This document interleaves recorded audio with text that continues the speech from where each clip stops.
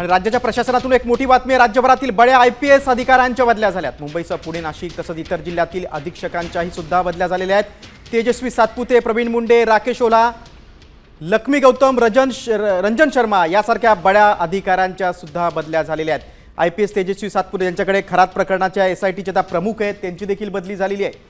राज्यभरातील बड्या IPS अधिकाऱ्यांच्या बदल्या झाल्या, त्यामध्ये IPS अधिकारी तेजस्वी सातपुते यांची बदली झालेली आहे। सध्या तेजस्वी सातपुते यांच्याकडे खरात प्रकरणाच्या तपासाची जबाबदारी आहे, SITचे त्या प्रमुख आहेत।